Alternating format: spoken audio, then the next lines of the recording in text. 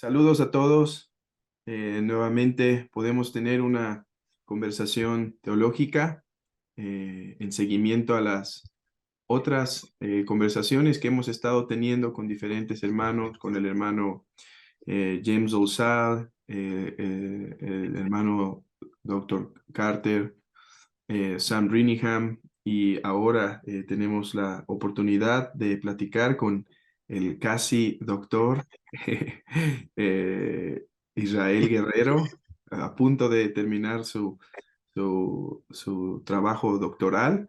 Así que hoy tenemos esta oportunidad de hablar con nuestro hermano Israel Guerrero, que se está especializando en el pensamiento de Herman Bavinck, uno de los teólogos más importantes de los siglos pasados.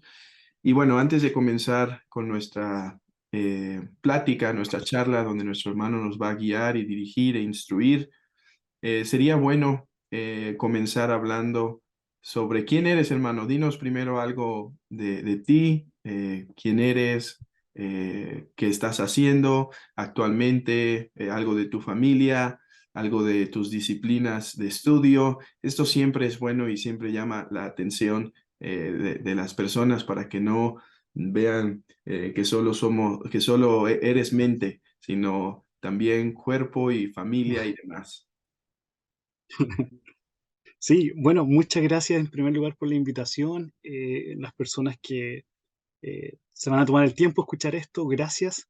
Mi nombre es Israel Guerrero, soy chileno, estoy casado con Camila y gracias a Dios tenemos dos hijas, Emma y Ailey. Ailey es un nombre de las tierras altas de acá que significa Elena, así que estamos sirviendo en la iglesia acá en la Free Church of Scotland o la Iglesia Libre de Escocia. eh, específicamente con un grupo hispanohablante dentro de la iglesia, así que ha sido bien bonito eh, poder tener un pedacito de Latinoamérica aquí en Escocia, en Edimburgo. Justamente, tal como mencionaste, estoy terminando mis estudios doctorales en teología sistemática, estudiando la teología de Herman Bavinck, especialmente el concepto de piedad reformada. Ese es mi área de investigación. ¿Qué significa piedad? Hablamos mucho sobre la piedad en círculos cristianos, en círculos cristianos reformados, pero ¿qué significa piedad? ¿Cuál es la diferencia con pietismo quizás? Etcétera. Entonces, esa es mi área de estudio, un poquito Bavinck con teólogos escolásticos reformados, o que utilizaban, mejor dicho, un método escolástico, pero que eran muy piadosos. Y anteriormente hice una maestría en Historia de la Iglesia escocesa, en la teología del pacto de John Brownoff de Haddington. Así que eso. Y mi esposa estudia consejería bíblica aquí también, así que ha sido súper bueno. Y antes de eso, mi esposa es profesora de ciencias biológicas y yo soy biólogo. Solía trabajar en investigaciones, ciencias biomédicas, cáncer, investigación en cáncer, etcétera. Así que ese es el background. Muchas gracias. Pues comencemos quizá dando una breve introducción sobre quién es o quién fue más bien Herman Bavinck. ¿Puedes hablarnos algo de eh, cuándo vivió, dónde vivió, cómo es que tiene su acercamiento al cristianismo o experiencialmente al cristianismo, y cuál fue su educación? Él tiene una educación particular y ¿podrías hablarnos al respecto de esto, hermano? Sí, por supuesto. Herman Bavinck nació en un contexto bien particular en Europa, justamente cuando Europa está cambiando socialmente, políticamente. Estamos hablando mitad del siglo XIX, 1850 y algo específicamente. Él nace en el 1854, pero previo a eso Europa está cambiando. Bueno, América Latina también.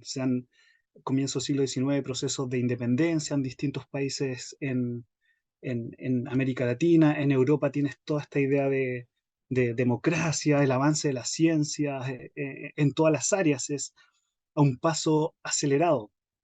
Entonces es en este contexto de cambios que nace Herman Bavinck en 1854. Es hijo de un pastor reformado, John Bavinck, eh, en- y particularmente pertenece a una tradición bien importante, particular en Holanda, que nace en el 1834, nuevamente época de cambios, que eh, es lo que se llama la secesión en el 1834, donde un grupo sale de la iglesia oficial debido a- a las imposiciones del Estado en materias religiosas y también confesionales. Entonces, esos son los orígenes eclesiásticos de Bavinck, donde la ortodoxia reformada era tomada bien en serio. Eh, y él nace en esto, pero lo particular de Bavinck es que, como vive en esta época de cambios, la pregunta es, ¿cómo tomamos la rica ortodoxia cristiana, católica, y en este caso reformada, en el contexto de la modernidad tardía? ¿Qué quiero decir con esto? Un ejemplo, los puritanos tienen una ortodoxia, ellos leían los padres de la iglesia, leían teólogos medievales, qué sé yo, y lo aplican a su contexto. Pero el contexto de Bavinck es muy distinto al de los puritanos, un ejemplo. Entonces, ¿cómo aplicamos la rica teología cristiana, católica y este caso de tradición reformada, donde todo está cambiando? La manera de pensar, la manera en la educación, la política, de universidad.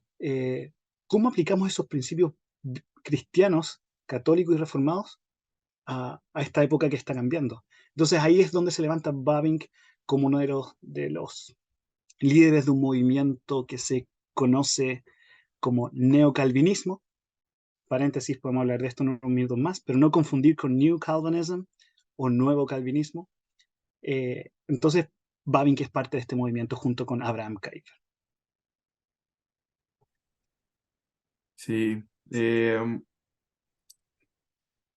¿Te gustaría agregar algo más de su biografía, de su educación, de dónde estudia, por Sí, ejemplo? sí, muchas gracias. Olvidé que habías preguntado eso. Es muy interesante su educación porque él estudia un año aproximadamente en el seminario teológico de su denominación reformada, en la Escuela Teológica de Kampen. Pero de cierta manera no se siente muy satisfecho con la educación que estaba recibiendo. Él quería buscar una educación más rigurosa académicamente hablando, científica. Eh, entonces él toma la decisión de estudiar en la Universidad de Leiden.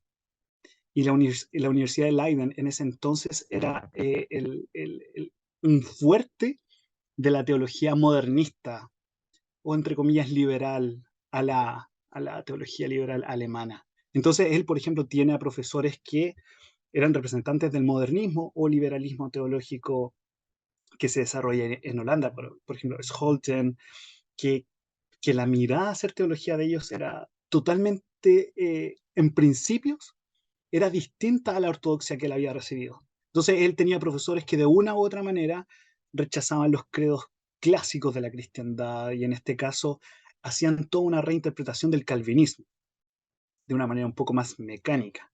No así Bavinck, que podemos explicarlo más adelante, lo ve de manera más orgánica.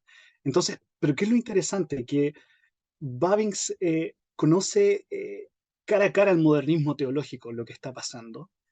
Eh, entonces, con esta educación, que en primer lugar es importante destacar, él recibe una buena educación continua en su familia, eso es importante.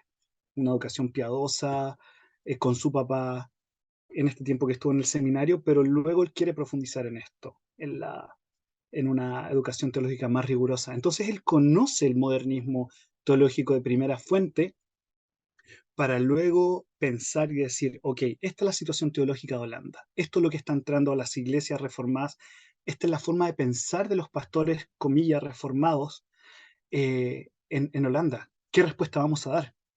tiene que ser una respuesta inteligente, llena de piedad profunda para no crear hombres de paja, porque esto es un asunto serio. No podemos llegar y decir cosas sin conocer realmente lo que está pasando. Entonces, si los frutos de una teología más modernista era una predicación más moralista, ¿cuáles deben ser los frutos de una sana ortodoxia católica y reformada?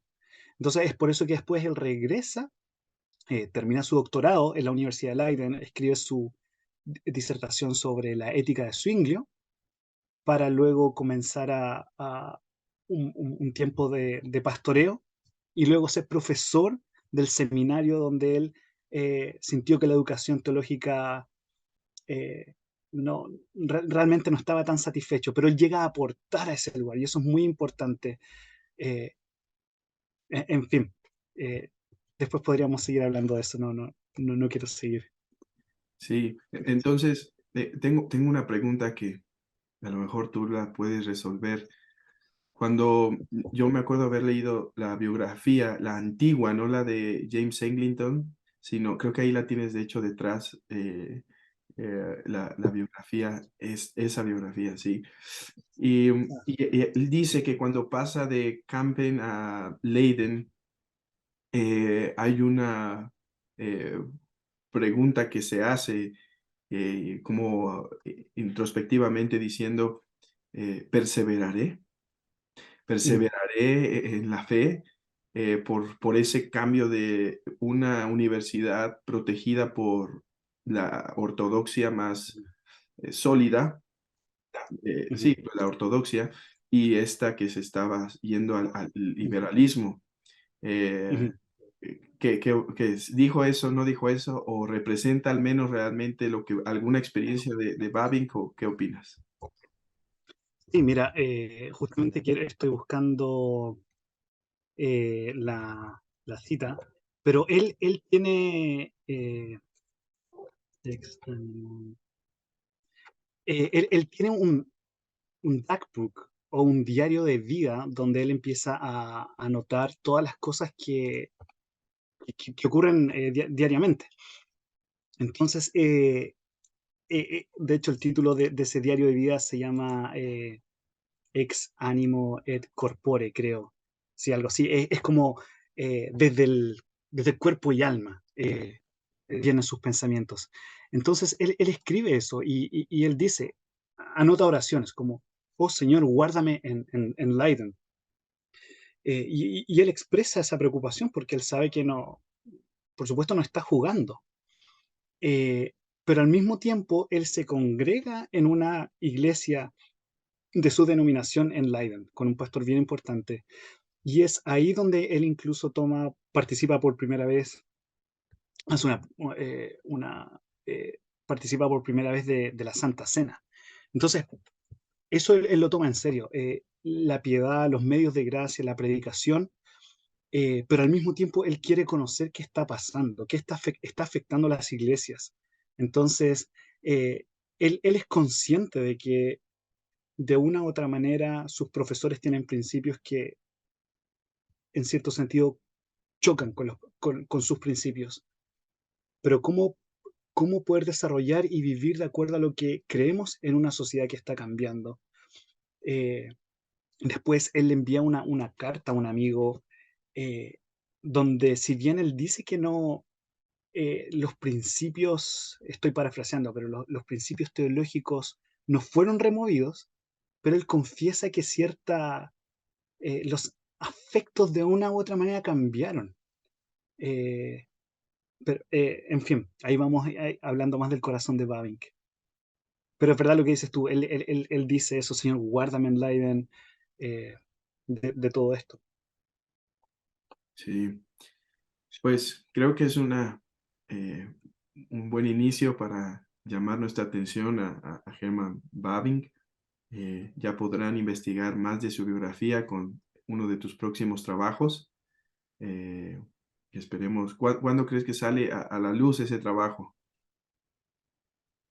Bueno, yo creo que quizás comienzos del próximo año ya lo estoy terminando, me queda un capítulo y medio para terminar el libro, pero sí, justamente estoy escribiendo Sin duda alguna recomiendo la biografía de mi profesor, James Eglinton, esta biografía muy buena. Sin embargo, lo que estoy escribiendo yo es una introducción a su vida y teología, ya que quizás s- para poder profundizar el pensamiento de Bavinck, o entenderlo, mejor dicho, hay que saber algunas cosas, se presuponen algunas cosas. Entonces mi libro apunta a personas que quizás nunca han escuchado de Bavinck y por qué quizás como cristianos eh, evangélicos o reformados en Latinoamérica, ¿por qué deberíamos leer a Herman Bavinck? Entonces, a ese público apunta esta introducción a su vida y teología. Pero solamente un paréntesis, decir lo que, o sea, lo que hizo Bavinck de, por ejemplo, estudiar en una universidad eh, secular o con estos profesores modernistas, no es un ejercicio tan descabellado, por ejemplo, porque tú tienes a teólogos reformados, escolásticos, como se llama, del escolasticismo reformado, que ellos realizaban un tipo de peregrinación teológica en Europa.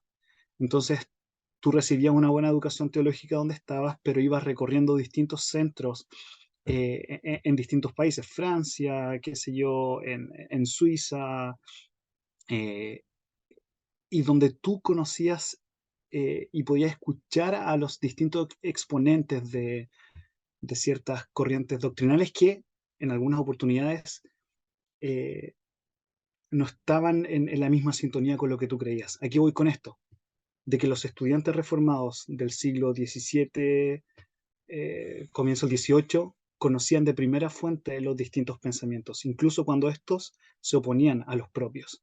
Eh, Así que no es tan descabellado esto. Sí, y que en un sentido a él lo capacitó para ser ese hombre que podía dialogar y tomar de ellos y dialogar y poder presentar como una defensa, una postura cristiana ante sus diferentes puntos. Eh, Ujú, Hermano, ujú. ¿por qué es importante Herman Bavinck en general? Que habiéndolo estudiado tú ya por algunos años, tomándolo como tu mentor, eh, de ¿qué has aprendido de él que dices, por esto es valioso su pensamiento y particularmente para la iglesia de Latinoamérica o de habla hispana? ¿Por qué deberían los hermanos interesarse en este hombre de los 1800?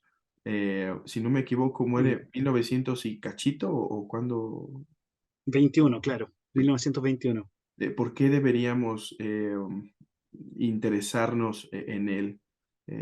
Y esta pregunta es importante porque ahora vienen algunos materiales que vamos a hablar al final que tú estás haciendo y algunas traducciones que creo que se están haciendo también al español de sus obras y esto podría mover a algunos a comprar ese material. Por qué deberían interesarse en Herman Bavinck? Creo que justo se silenció tu micrófono cuando dijiste, ¿por qué debería ¿Por qué ser? deberían interesarse en Herman Bavinck? Mm. Bueno, por tres cosas principalmente. Uno, por la gloria de Dios.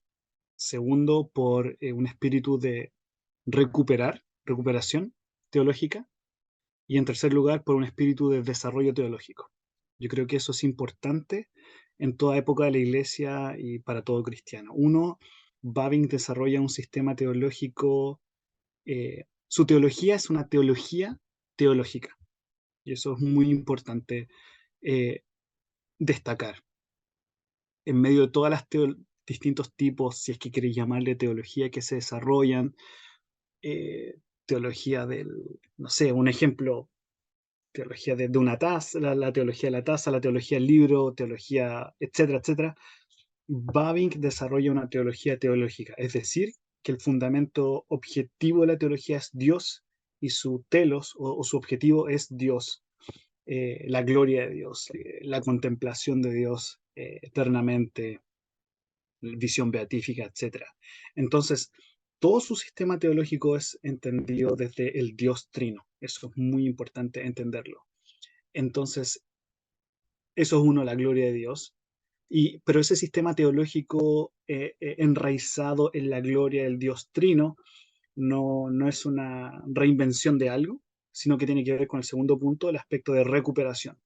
Entonces, piensa esto, piensa que, como dije, está en una época de cambios, del 1848 en adelante, eh, la sociedad europea cambia radicalmente, pero luego hasta el 1900 sigue cambiando todo. Entonces, lo que hace Bavinck, ¿cómo traemos la rica teología, tanto de los padres apostólicos, teólogos medievales, Calvino mismo, y personas de teólogos de nuestra tradición al día de hoy? Necesitamos la esencia de esa teología, recuperar la esencia de esa teología, pero al mismo momento, tercer punto, cómo desarrollamos y contextualizamos para la gloria de Dios, no para nuestras conveniencias, contextualizamos para la gloria de Dios esta rica teología. ¿Por qué? La esencia se mantiene, pero la forma es distinta. Entendiendo que los problemas con los que lidiaron los teólogos medievales o Calvino, los puritanos, son distintos a los problemas de la edad eh, moderna tardía, por ejemplo. La raíz es la misma, el pecado, por ejemplo. La raíz del ateísmo es el pecado, la rebelión contra Dios. Sin embargo, la forma en cómo se manifiesta este ateísmo es muy distinta al ateísmo pre-Nietzsche a posterior a este filósofo, donde según él Dios estaba muerto y a todos los valores deben ser redefinidos.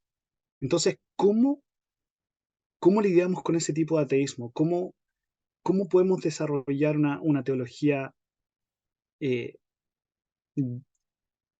llena permeada, formada con el concepto de la soberanía del Dios Trino, pero que responda a lo que está pasando el día de hoy, a la psicología, a la educación?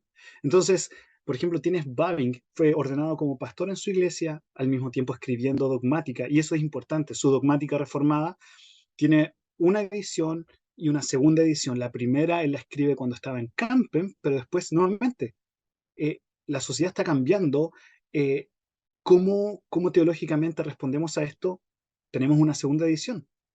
Él escribió sobre filosofía, sobre educación, sobre psicología, principios de psicología. Entonces, ¿por qué? Porque la sociedad en todas las esferas de la vida, de una u otra manera, tiene que reflejar este principio de la gloria al Dios Trino. Eh, pero para eso hay que pensar y tener una actitud de adoración al Señor. Entonces, en resumen, ¿por qué necesitamos a Bavinck? Y en Latinoamérica, por ejemplo, ¿por qué tenemos que aprender de un teólogo holandés que murió hace 102, casi 102 años? Sencillamente porque él fue un hermano en Cristo, en primer lugar, y es parte de la Iglesia Universal.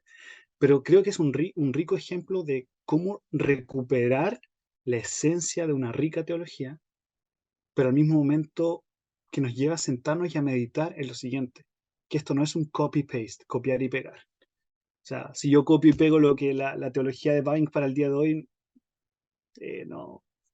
no se trata tanto de eso, sino más bien de que la esencia de esto, ¿cómo la aplico en México, a la situación política de México? La situación política en Chile es distinto, en la educación.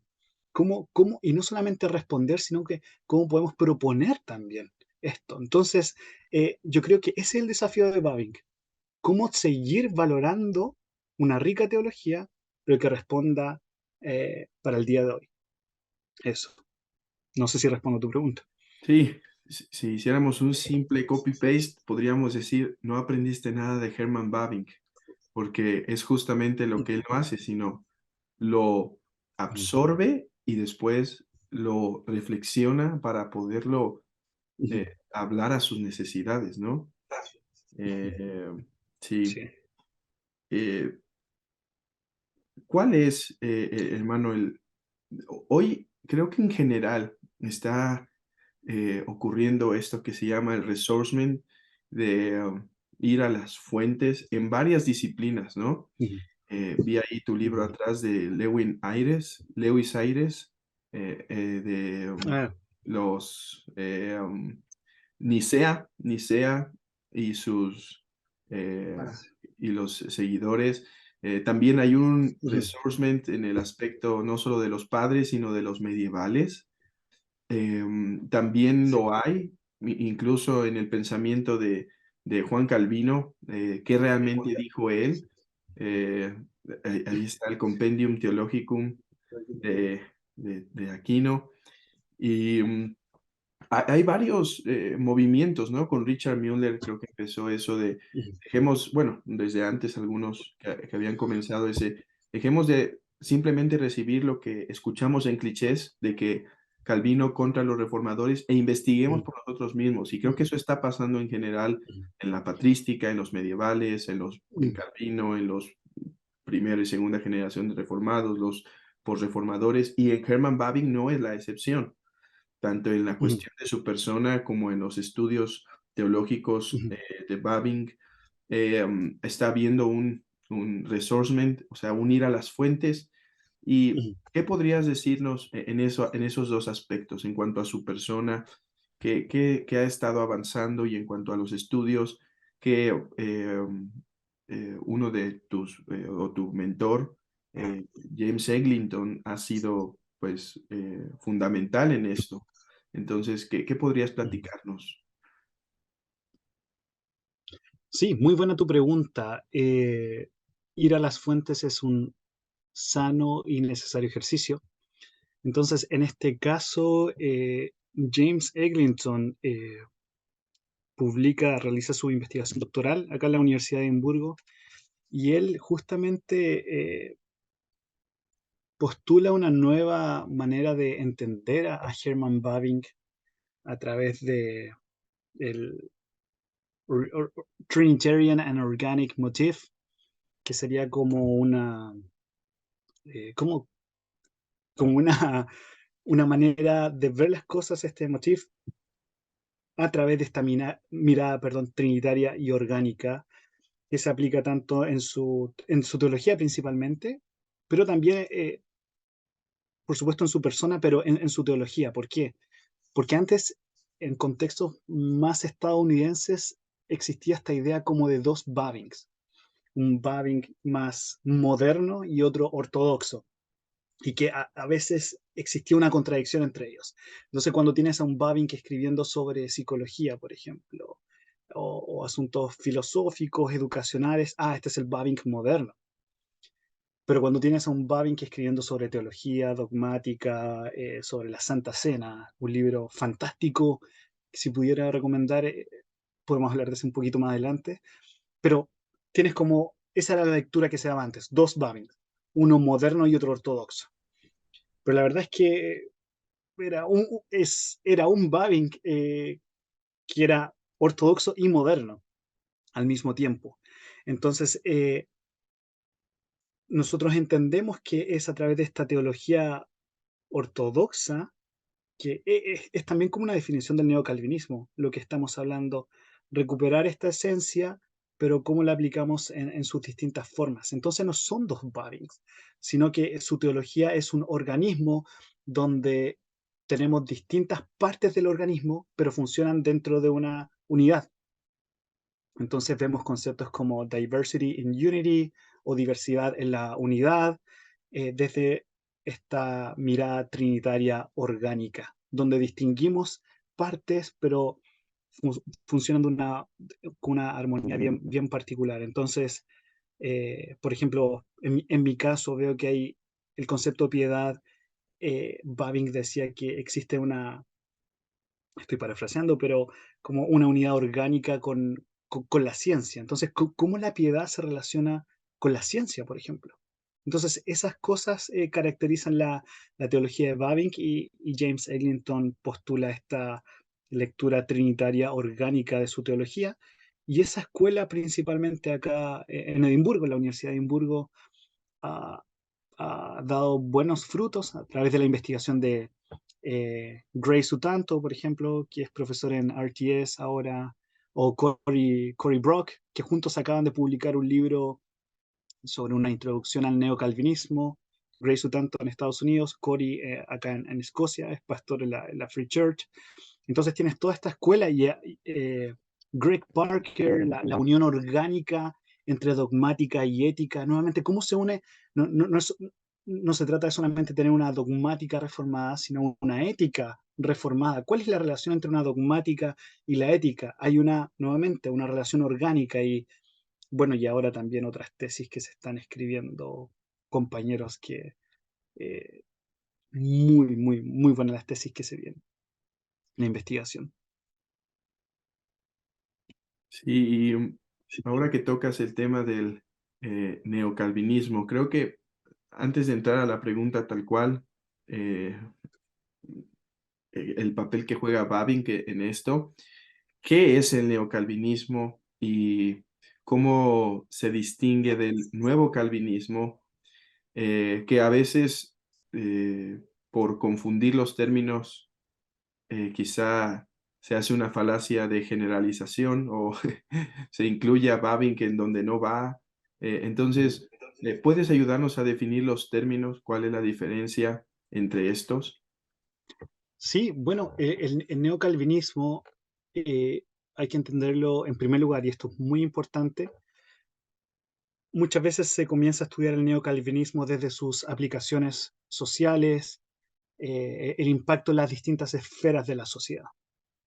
Pero hay que entenderlo en primer lugar como un movimiento teológico. Eso es clave mantenerlo, que es esta recuperación católica reformada a, a- a finales del periodo moderno tardío. Entonces, principalmente el neocalvinismo parte allá por el 1880 y podemos decir que termina con la muerte de sus principales exponentes, con Abraham Kuyper, eh, Herman Bavinck, etc. Entonces, después tenemos otras generaciones de neocalvinistas o movimientos que beben del neocalvinismo, pero personalmente creo que no deben ser identificados como eh, lo mismo. Eh, por ejemplo, después más adelante tienes la filosofía reformacional, etcétera, que bebe del neocalvinismo, pero desarrolla su propia filosofía, que quizá en algunos puntos a lo mejor no comparte la misma opinión de Bavinck o Kuyper. Entonces, eso es importante mencionar, que dentro del mismo neocalvinismo, 1880, 1920 y tanto aproximadamente, eh, tienes una diversidad. Es muy importante también no pensar que neocalvinismo es igual a kuyperianismo. Eso también es importante destacar. Si bien Bavinck y Kuyper fueron exponentes de este movimiento, pero en algunos puntos también no estaban del todo de acuerdo en posiciones, incluso en distinciones teológicas. Entonces, es importante mencionar eso. Existe esta diversidad de caracteres, también personalidades. Kuyper muy distinto a Bavinck, etc. La manera de realizar teología también hay distinciones. Entonces, ese otro aspecto del neocalvinismo, la diversidad en la unidad. Tiene este espíritu neocalvinista también, por ejemplo, en un amigo de Bavinck, Gerhardus Voss, en Princeton, en Estados Unidos, que ayuda también a traer esto. Y ese, permíteme por favor, estimado, eh, aprender un poco de ese espíritu.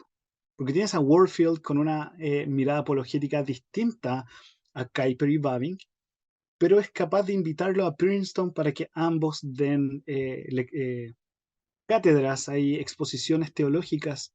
Entonces eso habla de algo rico. Si bien hay distinciones, incluso Warfield escribió un review para un libro de Bavinck, incluso la aprecia un montón, pero también Warfield le da observaciones a Bavinck y después Bavinck saca una segunda edición de un libro.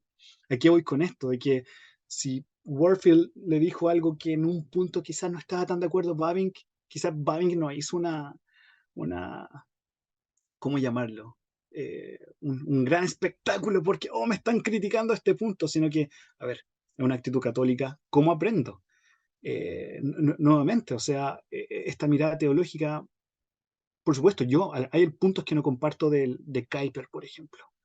Eh, Otros sí comparto, Pero tienes a Warfield escribiendo un prólogo a la obra de The Holy Spirit de Kuyper. Entonces ves esa actitud y destaco esa palabra, esa actitud católica a la hora de hacer teología. Porque a veces una cosa es recuperar la rica teología católica, pero a veces no podemos tener actitudes o disposiciones católicas humildes a la hora de hacer teología. Entonces, por supuesto, ellos no fueron perfectos, cometieron sus errores, pero ahí aprendemos algo también de cómo, de cuán necesaria es una rica catolicidad, en este caso reformada, en Latinoamérica. Y eso nos mueve a a hacer otra definición, porque algunas iglesias, yo he intentado particularmente aquí en la iglesia de Guadalajara, acostumbrarlos a términos como catolicidad, con C Ujú. minúscula, ¿no? Y Sí, sí. ahora tú estás enfatizando que Paving tenía un espíritu católico. Particularmente, ¿podrías ayudarnos para aquellos que quizá se dicen, o sea, estás diciendo que era de la tradición romana o papista, como los llama Turretin? Eh, o a qué te refieres con catolicidad? Y ahí nos sirve quizá para hacer esa introducción de lo que mencionabas antes. Eh, eh, el neocalvinismo no es una ruptura con la tradición ni puritana, ni medieval, ni patrística. Háblanos un poquito de eso, ayudándonos a mejorar nuestros términos. Sí, bueno, el concepto de catolicidad tiene que ver con que la verdad de la gloria del Dios Trino se revela en toda su iglesia a lo largo de todos los siglos. Por lo tanto, si el Espíritu Santo ha obrado en cada siglo y es el Espíritu de Dios, el Espíritu de verdad, entonces tenemos que recuperar esas riquezas. Eh, Siempre, por supuesto, teniendo la palabra de Dios como el principio objetivo de nuestra teología, la revelación de Dios en su palabra. Entonces, Bavinck, su espíritu es genial porque le permite, y él dice, es una dogmática reformada, pero en la introducción a la primera edición, él dice, oye, Ireneo, los padres, incluso Aquino, no le pertenecen exclusivamente a Roma, sino que también nosotros podemos aprender. Entonces, esa actitud de querer tomar lo mejor, eso no quita de ser críticos. Eh, También Babin critica ciertos puntos, por ejemplo, de Aquino, lo mismo Kuyper, pero eso no impide que tomar las riquezas de estos hombres de Dios a lo largo de toda la historia. Entonces, eso es fundamental en la teología de Hermann Bavinck. Y esa catolicidad no solamente se extiende a la teología, sino que también a las otras áreas de la vida. Entonces, si la verdad de Dios se está revelando, la podemos ver en un determinado tipo de arte o en el desarrollo científico, pues bien lo abrazamos porque sigue siendo la verdad de Dios. Entonces, eso es lo rico de Babin, que esta disposición católica eh, de tomarse en serio el estudio teológico lo llevó a abrazar la verdad de Dios donde quiera que ésta esté. Y esto, por supuesto, no lo llevó a convertirse en un católico apostólico romano. Todo lo contrario, él creció en su fe cristiana y reformada. Y nuevamente esta catolicidad se ve en actitudes. Por ejemplo, él es capaz de decir, sí, soy honesto, la tradición reformada o calvinista para mí es importante, estoy parafraseando, pero él dice esto, pero no es la única verdad. Calvinismo no es la única verdad. Entonces, eh, es importante tener esa actitud. La riqueza de Dios es tan rica que no puede ser abarcada por un hombre en una sola generación ni por un determinado tipo de iglesia. Por eso necesitamos toda la riqueza que el Señor ha dado a lo largo de todos los siglos. Importantemente, no crear esta riqueza, no transformarla en ídolos, becerros de oro, donde finalmente la gloria de Dios no se ve. Entonces, siempre teniendo el principio objetivo y a lo que apunta la teología, Dios, Dios. Y a todo esto, Em, Ujú. ¿Qué es la piedad en la mente de Herman Bavinck? Aprovechemos los frutos de tus estudios doctorales y platícanos, hermano, ¿qué es la piedad en Herman Bavinck? ¿Cómo ve la piedad y la teología? Danos algunos puntos y a ver qué sale de esta conversación, qué otras preguntas pueden venir. Ya. Voy a tomar aire para hablar de esto, pero principalmente podemos distinguir dos tipos de piedad en Herman Bavinck. Una piedad general y una piedad específica. La piedad general tiene que ver con lo que Calvino habla de el sensus divinitatis y de que, por ejemplo, Bavinck, nuevamente, es crítico de Schleiermacher, pero toma parte de la gramática de Schleiermacher para poder explicar eh, eh, ciertas doctrinas. Entonces, lo que Calvino entiende por sensus divinitatis o Schleiermacher con el sentimiento de absoluta dependencia de Dios es lo que toda persona siente, está en su conciencia de que hay un Dios, hay un sensus, un sentido de la divinidad. Entonces, piedad lo podemos definir como una disposición o un hábitus del hombre hacia Dios. Sin embargo, no se trata solamente de tener esta disposición que producto de la caída es una disposición caída, por lo tanto se vuelve a la idolatría. ¿Qué se necesita? Si piedad es definida como religión subjetiva, es decir, del sujeto, cómo el sujeto responde a, y ese a es la religión objetiva. Entonces tiene la religión objetiva, que es la palabra de Dios, la revelación de Dios, de acuerdo a Bavinck ahora, de lo general a lo particular, es que esta revelación está dada en un contexto pactual. Entonces no es cualquier deidad o sentimiento, algo que tú quieras llamarle Dios y que sientas de eso, sino que para Bavinck es el Dios trino del pacto que objetivamente se revela en su palabra. Entonces tienes la religión objetiva en su palabra, pero a la vez tienes esta disposición subjetiva. Entonces, ¿qué pasa? Para que esta sea una piedad para la gloria de Dios, la religión objetiva tiene que impactar esta disposición, este hábitus, y ahí es importante la neumatología o la doctrina del Espíritu Santo, porque es el Espíritu Santo quien eh, aplica a esta verdad objetiva al sujeto. Por lo tanto, esta disposición subjetiva ahora eh, se desencadena en actos. Y el principal acto es el cultus Dei o la adoración a Dios.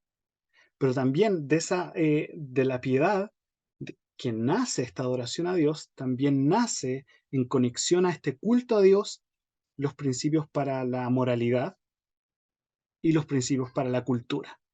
Entonces, ¿a qué voy con esto? Principalmente de esta disposición, el hombre eh, se dirige a tener una relación en términos pactuales con Dios, de acuerdo a los primeros 4 mandamientos, la primera tabla de la ley, y eh, para con el prójimo, de acuerdo a los siguientes mandamientos.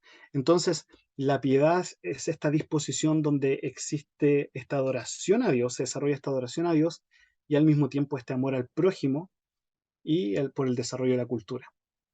Entonces, en resumen, la piedad sería como un fundamento para el cultus Dei, la adoración a Dios, y también tu relación con el prójimo, moralidad, y con toda la cultura en términos creacionales. Creo que lo hiciste, lo mencionaste, pero mm, nos lo podrías hacer más explícito. ¿Cuál es, y sobre todo en Latinoamérica, creo que es importante, cuál es la relación entre teología y piedad? Según Bavinck, ¿puede ser piadoso sin teología o puede realmente ser teológico sin piedad? ¿Cuál es el vínculo que estas dos tienen? No, tu pregunta es muy importante. Hay una relación íntima entre piedad o religión subjetiva y la teología. De hecho, para él eso queda bien claro en sus dos primeras oraciones o charlas que da a comienzo de año, tanto en Campen, Babin que enseña por casi 20 años en Campen y luego 20 años en la Universidad Libre de Ámsterdam. Y cuando comienza ambos periodos, estamos hablando por allá por el 1883 y luego por el 1902, en ambos periodos, él da unas charlas que se parecen y donde habla de la, por ejemplo, la primera se llama, tiene que ver con la The Science of Sacred Theology o la ciencia de la teología sagrada. Y la segunda en Ámsterdam, en la Universidad Libre, tiene que ver con religión y teología. Entonces, habla justamente de la piedad, de esta relación íntima estructurado pactualmente con el Dios Trino. Entonces, para Bavinck es la, que tu corazón esté regenerado y en constante santificación es esencial para un sano estudio teológico. Y es por eso que en su primera charla él incluso cita a teólogos de la Nadere Reformatie, que es un movimiento importante en la tradición holandesa. Cita a Herman Fitzius y un tratado que él escribió de Vero Teólogo o El verdadero teólogo. Entonces Babing cita a Fitzius, cita y él entiende que para poder desarrollar esta teología teológica, cuyo principio es Dios y apunta a la gloria de Dios, el teólogo debe tener una relación genuina con Dios. Y eso es parte de lo que escribo en mi libro. Y la verdad es que eso no es nada nuevo. Tú lo ves en los padres de la iglesia. Por lo tanto, es esa dicotomía o esa idea de que, mientras más teología, más orgulloso te vuelves y falto de piedad. La verdad es que eso habla de un problema del corazón. Pero en la historia de la iglesia nosotros vemos que los teólogos que más han profundizado en teología han profundizado también en una comunión, en una piedad íntima con el Señor.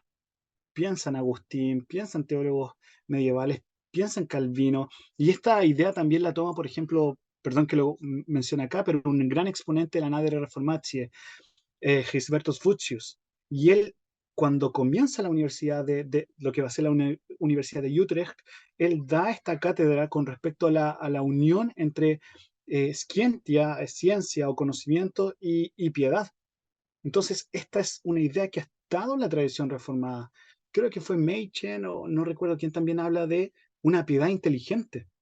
O sea, hay rigurosidad académica y porque hay rigurosidad académica, hay una rigurosidad también en deleitarte en el Señor. Y eso trae frutos, por supuesto, en tu iglesia, en tu familia, en tu carácter, etcétera. Entonces, Bavinck habla mucho, mucho de eso y él escribe sobre la personalidad. Es muy, muy interesante. Sí,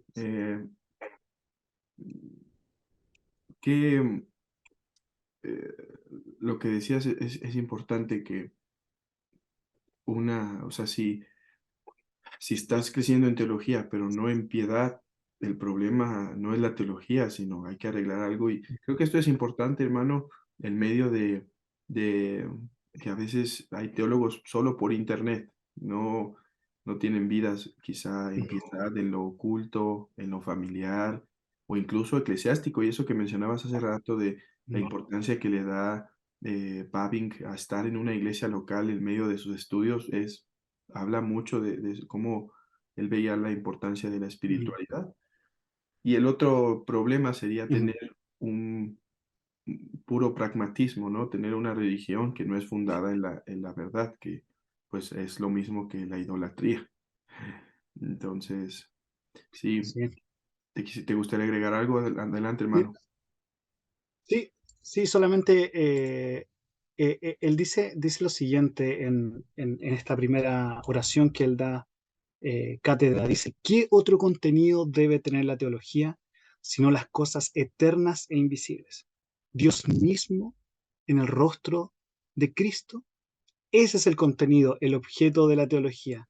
Y luego más adelante dice esto, ya que él habla de la teología, y esto es importante, como la reina de las ciencias.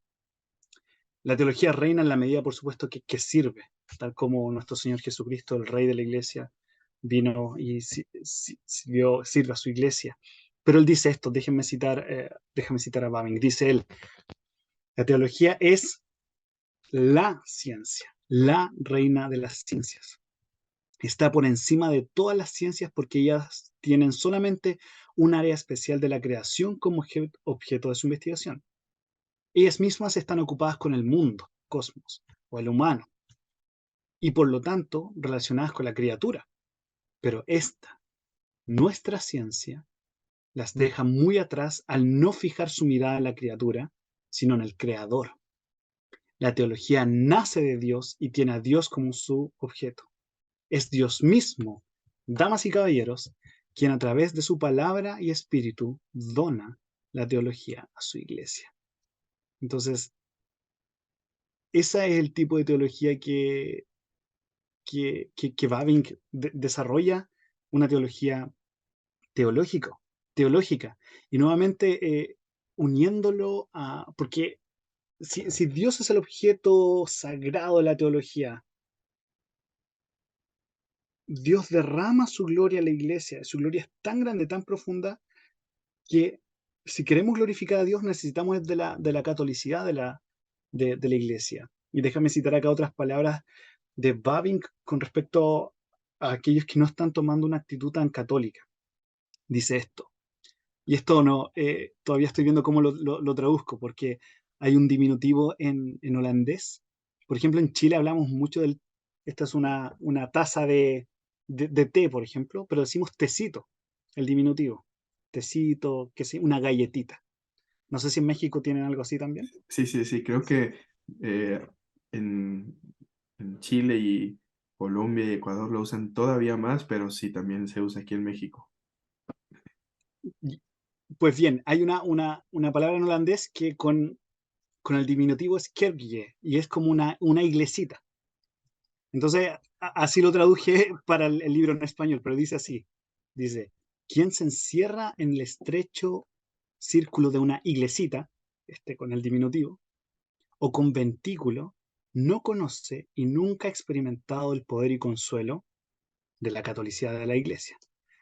Tal persona menoscaba el amor del Padre, la gracia del Hijo y la comunión del Espíritu. Se priva de tesoros espirituales que no pueden compensarse mediante la meditación y la devoción y empobrece su alma. Entonces, a veces pensamos por querer aislarnos en nuestro rincón con un lindo libro devocional. Amo leer libros devocionales, Kempis, puritanos, qué sé yo. Pero si pensamos que eso significa realmente, esencialmente, privarnos al mismo tiempo de la comunión con los hermanos, con la iglesia, incluso de otras denominaciones, no estamos perdiendo algo súper rico, que ni siquiera la buena lectura de buenos libros de teólogos medievales o puritanos nos va a ayudar. Necesitamos una comunión real con los hermanos, por eso es ese otro punto. La teología se debe hacer en amistad, una sana teología, una sana doctrina debe tener sanas actitudes. Y eso involucra aprender de otros que en ciertos puntos a lo mejor no están de acuerdo contigo. Merece la amistad nuevamente, porque es tan grande el tesoro del Señor que es imposible que tu mente grande, cabezona, pueda tener todos esos tesoros. Necesitas de tu hermano, necesitas de tus pastores, de ancianos, de amigos, del nuevo creyente, de la anciana que está orando por ti. Necesitas de todo. Eso es catolicidad también. No solamente leer a Bavinck, a Aquino y a Agustín, porque, perdón, no sé si conoces este término, cage stage, como estar en la jaula. Tratemos de no encerrarnos en jaulas con tesoros tan ricos de la iglesia, ¿no? No hay tiempo para eso. Hermano, pues sería bueno concluir esta charla. Eh, si nos puedes decir en qué estás trabajando para la iglesia eh, hispanohablante, a lo mejor algún día tu material también estará en inglés, o quizá primero en inglés, no sé, pero ¿Qué nos puedes contar de qué es lo que estás haciendo, qué estás trabajando para la iglesia hispanohablante? Y también, si seguido a eso, nos puedes contar si estás enterado de algún tipo de material que va a salir de Herman Bavinck y demás. Entonces, creo que podría ser una buena forma y quizá recomendar algún libro en inglés de fuente primaria de Herman Bavinck, por donde dirías que alguien debería comenzar para conocerlo Mm, y quizá otro de fuente secundaria, cuál sería un buen tratado que nos podría introducir a mm, su pensamiento. mm. Oh, muy buenas preguntas. Personalmente estoy terminando esta introducción a la vida y teología de Herman Bavinck, que se va a publicar por B&H, VIH. Así que estoy contento con con, con poder escribir en español con respecto a Bavinck. Estoy traduciendo personalmente un libro devocional de Herman Bavinck, que se regalaba justamente cuando las personas participaban por primera vez de la Santa Cena. Se llama en inglés The Sacrifice of Praise, o el sacrificio de la alabanza. Esta es una nueva versión muy bien anotada, traducida por Cameron y Greg Parker, que también estudiaron, hicieron sus doctorados aquí en Edimburgo. Esta es la versión en, en holandés. Entonces de aquí estoy trabajando en la traducción al español de este libro, que es, piensa, si te gusta la teología reformada, la gloria del Señor, una vida devocional con una rica teología pactual para todos, es un muy buen libro, trinitaria para el corazón, etcétera. Así que estoy trabajando en la traducción de este al español y no sé si eran proyectos relacionados con Bavinck o aparte también, cosas así, o solo Sí, Bavinck. algo respecto a Babin, ¿cómo no lo vas a traducir a Latinoamérica? Sí, bueno, la verdad es que ya terminando el doctorado me gustaría traducir algo personalmente, personal. Creo que ahora lo estoy diciendo por primera vez. Hay un libro, bueno, en inglés se llama Magnalia Day, The Wonderful Works of God, Ajá. pero se va, se está traduciendo nuevamente al inglés, porque el traductor en los años 50 o algo así, eh, no realizó una buena traducción. Retomando, las maravillosas obras de Dios se va a volver a traducir, creo, en un futuro al inglés, pero esta traducción, o sea, esta edición está súper buena. ¿Qué es lo rico de Bavinck? Que él escribió para todo público sus 4 volúmenes de dogmática reformada. Luego, un destilado de eso es Magnalia Dei, pero finalmente hizo un destilado del destilado, y que es un manual o guía para la instrucción cristiana.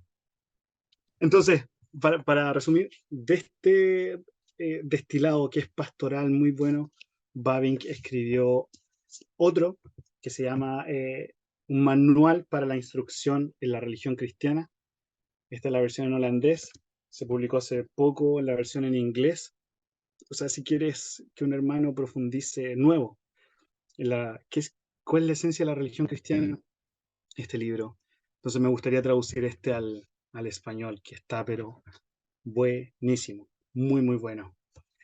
Eh, bueno, y no solamente está Herman Bavinck, sino también su sobrino J.H. Bavinck, Johann Hermann Bavinck, y,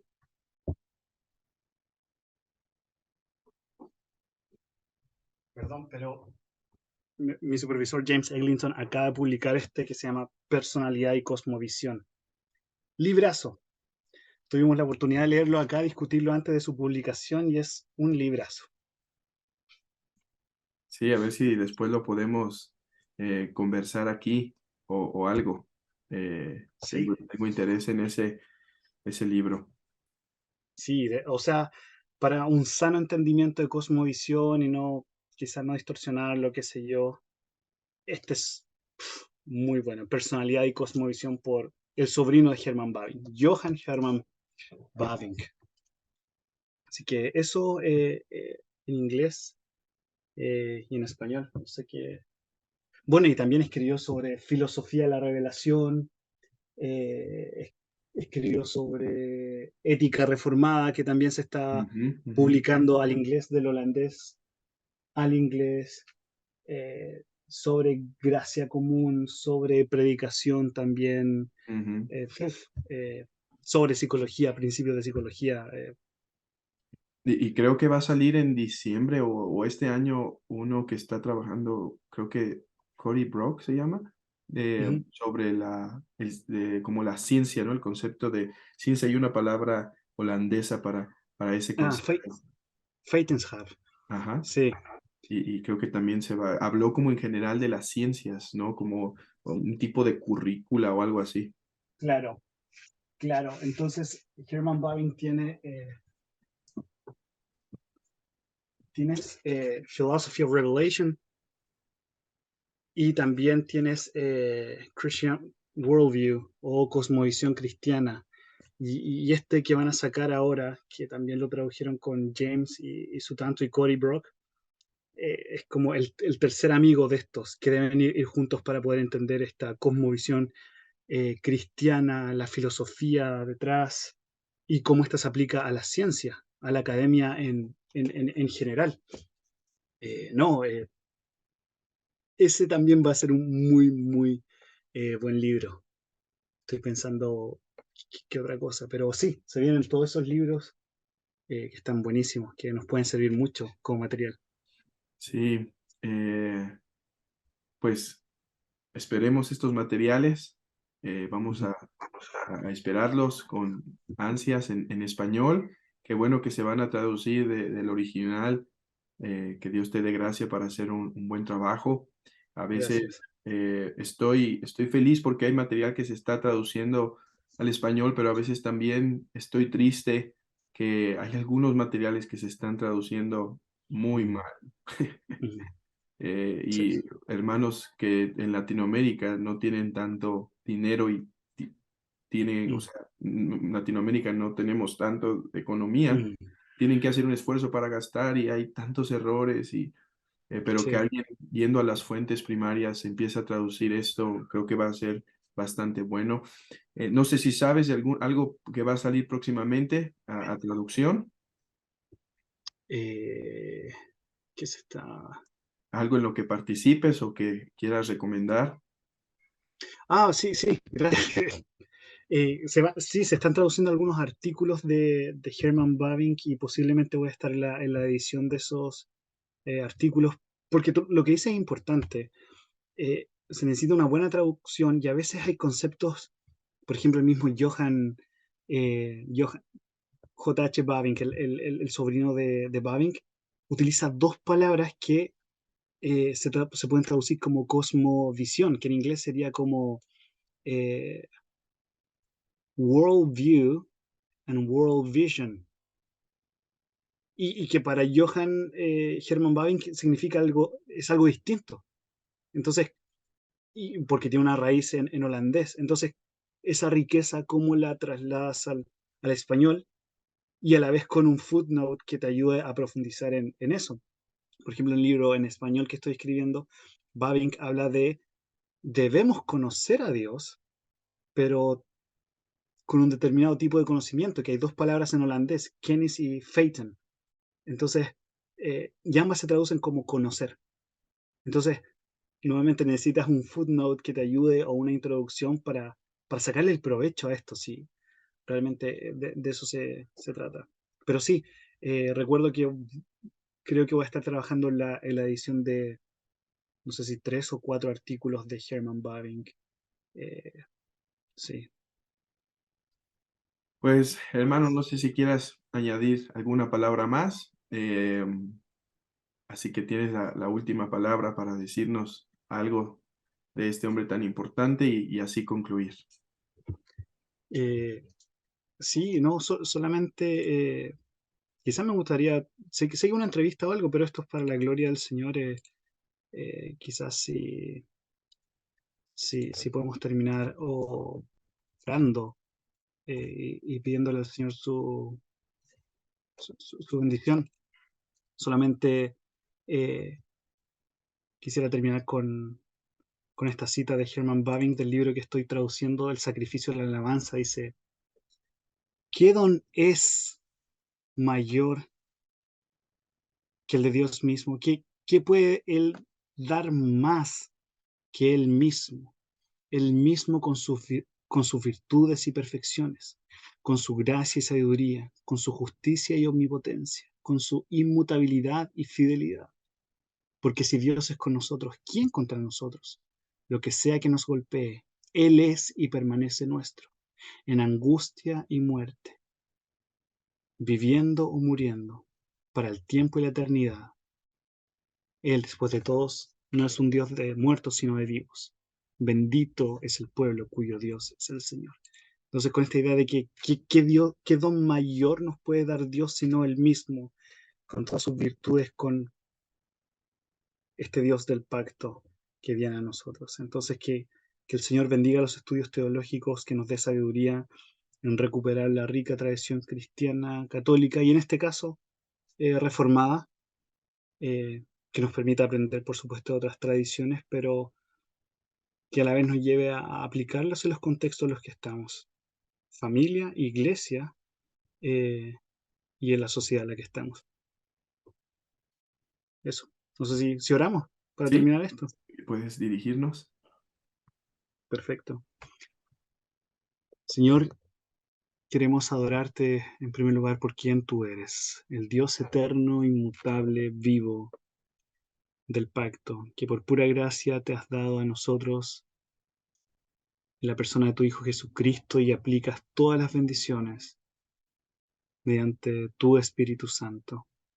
Señor, bendice a cada persona que está viendo este video. Llévanos, por favor, Señor, a glorificarte sanamente en nuestros estudios teológicos, en nuestras familias, iglesias y donde estamos.